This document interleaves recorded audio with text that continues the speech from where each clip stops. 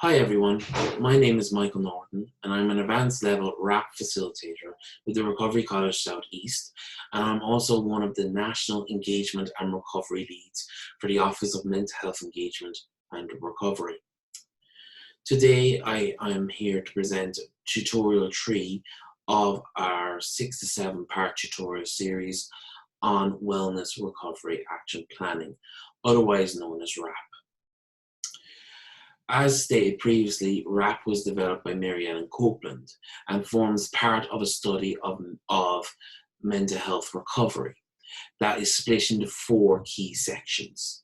The key concepts, which we've discussed in tutorial 1, the wellness toolbox, which we discussed in tutorial 2, the RAP plan, which we will begin to discuss in tutorial 3, and the recovery principles, which we will not discuss in this tutorial series.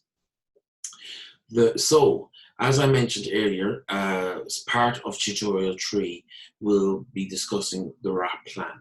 And the RAP plan is split into 7 or 8 different parts.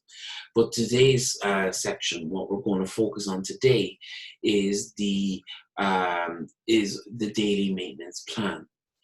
And this is split into 3 main sections. What am I like when I'm well? What are the things I need to do every day to keep myself well? And what are the things I need to do every so often? Not every day, but maybe once a week to keep myself well. As you can see on the PowerPoint presentation I've just brought up, in the daily maintenance plan, part of the wellness recovery action planning, it asks you to write a list of how you would feel, how you'd imagine you'd feel, and how you do feel when you actually feel well. And that it can change for so many different people, and that can be different for so many different people, and that's okay. Some examples used within the curriculum of RAP is being bright, being happy, being outgoing, being optimistic, being humorous, being competent, being athletic, being industrious, being content, being responsible, being reasonable, and sometimes even being withdrawn. Some other words include introverted, talkative, active, energetic, compulsive, dramatic, quiet, calm, cheerful, curious, boisterous, reserved. So these are all kind of things that you could put down into your daily maintenance list, which in the area that focuses on what am I like when I am well. And that, as I said previous, will differ from person to person. What I'm like when I'm well might be completely different than what you're like when you're well, and that's okay. So for me, things that what I feel like when I'm well, I feel happy, I feel joy, I feel kind of boisterous in a way, I suppose. I also feel like I can take on the daily tasks without any problem. I do feel competent when I'm well, but I also, the thing about me when I'm well as well is I don't feel sad. I don't feel depressed, like the world is a bad place or anything. I actually feel the opposite. I see the best in the world. When it comes to my voices and my shadows, I feel like I can control them. And yeah, they might be still there, but I'm able to rationalize what's going on and realize that they're just there to torment me. They're not there. They can't actually do anything, but they're there. So when I'm well, I can rationalize what's going on in my mind, especially when it comes to voices and shadows, and realize that, yeah, they might be my reality, but number one, they can't hurt me. Number two, they're just part of my makeup, if that makes sense, and that's okay. The second part of the daily maintenance plan looks at the things that you need to do every day to keep yourself well. And as you can see on the PowerPoint presentation in front of you, part of what the WRAP curriculum tells us to do is to make a list of the things you need to do every day for yourself to keep yourself well. And this could be everything and anything under the sun that you do every day to keep yourself well. And once again, because recovery is so individualized, this part of your daily maintenance list, so to speak, can be different. It can be different and unique to you. Because what I write down on my daily maintenance list for this section doesn't mean that you'll write it down in your list, and that's okay too. Some examples around things you can put down that some people find helpful every day, that they need to do every day to keep themselves well, are to get up at 7 a.m. on weekdays so I can get to work on time. You can see here it's specific enough to you and to your outcomes. Now that wouldn't necessarily work for me, but that 7 a.m. get up time wouldn't necessarily work for me, but that's okay because that's just my own personal thing. Pack a healthy lunch and snacks to take to work. Eat 3 healthy meals and 3 healthy snacks. Drink at least 6 8-ounce glasses of water. Get half an hour exposure to outdoor light. Take medications and vitamins. Exercise for at least half an hour. Relax or meditate for at least 20 minutes. Write in a journal for at least 15 minutes. Spend half an hour enjoying a fun, affirming, or creative activity. So these are the things that these are the things that people have listed that they need to do every day to keep themselves well. And that's really important for people.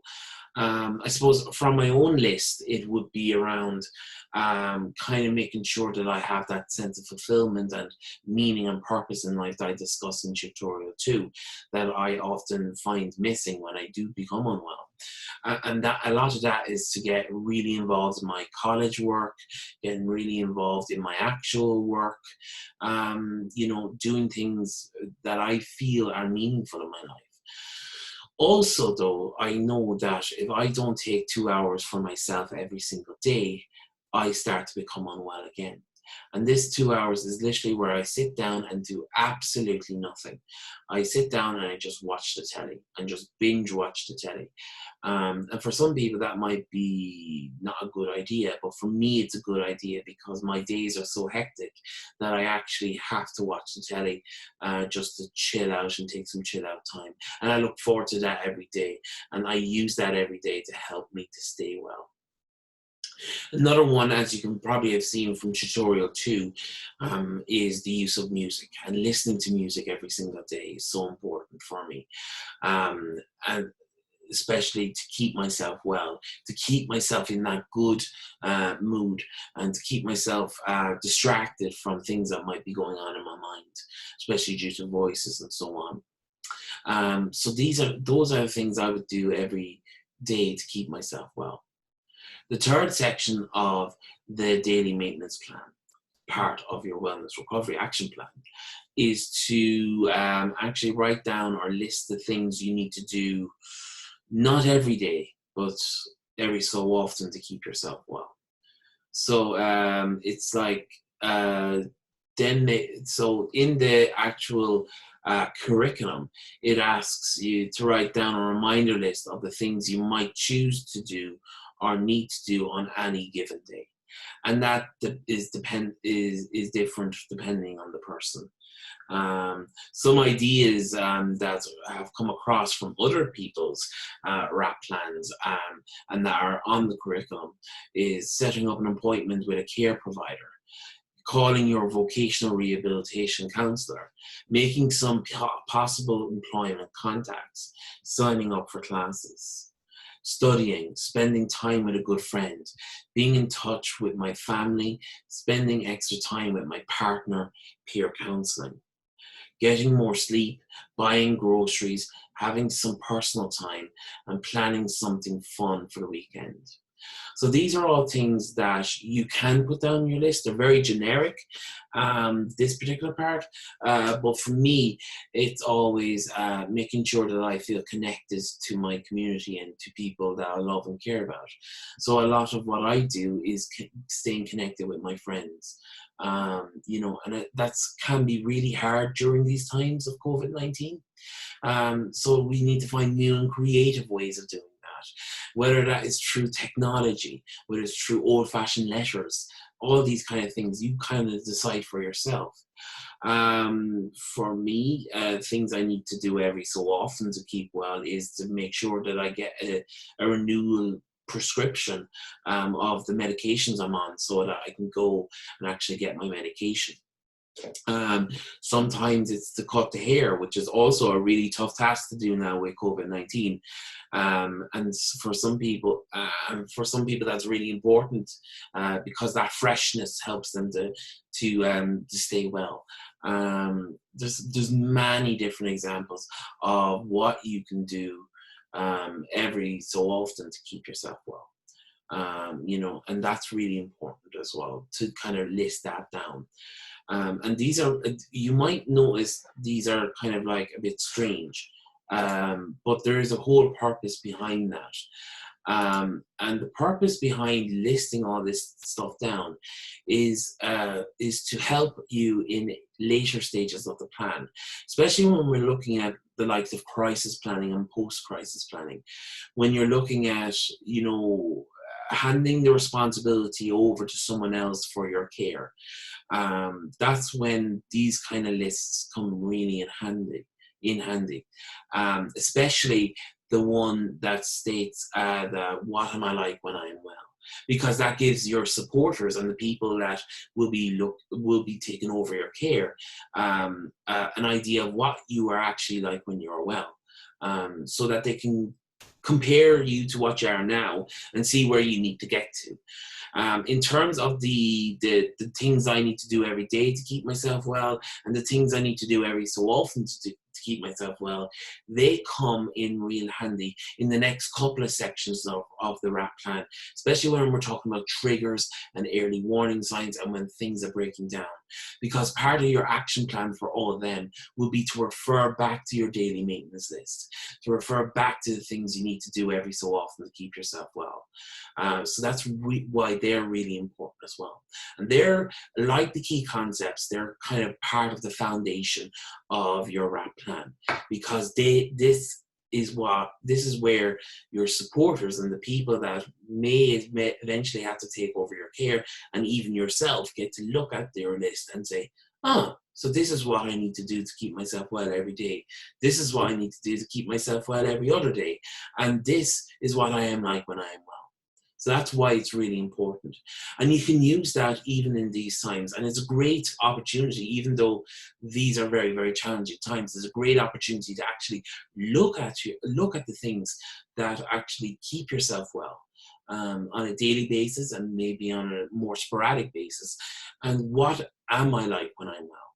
So if I could encourage you to do one thing for me, that would be to look at what are the things, what do I feel like when I am well? And what actually portrays to others that I am well? Is it my demeanor? Is it my voice? Is it the tone of my voice? All these different things. These are all interesting things to know about. And maybe it's asking a family member or a friend, what am I like when I'm well? What do I look like when I am well? Because that's really important to know as well. So that ends tutorial number 3. Which focuses on your daily maintenance list or plan, whatever way you want to call it. And it summarized 3 key areas. What am I like when I'm well? What are the things I need to do every day to keep myself well? And what are the things I need to do every other day to keep myself well? And these are really important because they form part of the foundations of your RAP. So, I'd like to thank you all for listening to me again today. Uh, I will not be back on air until Tuesday, so because of the bank holiday.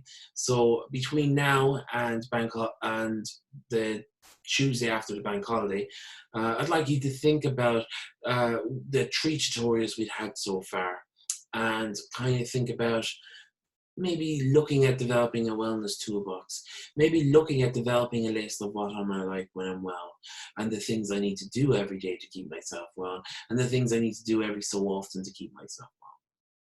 So stay tuned. We will be here again on Tuesday with another video. That video will be looking at triggers and action plans. And this is really important as well because it's starting to look at what actually causes me to feel bad. So stay tuned for that. And thank you so much for listening. Bye now.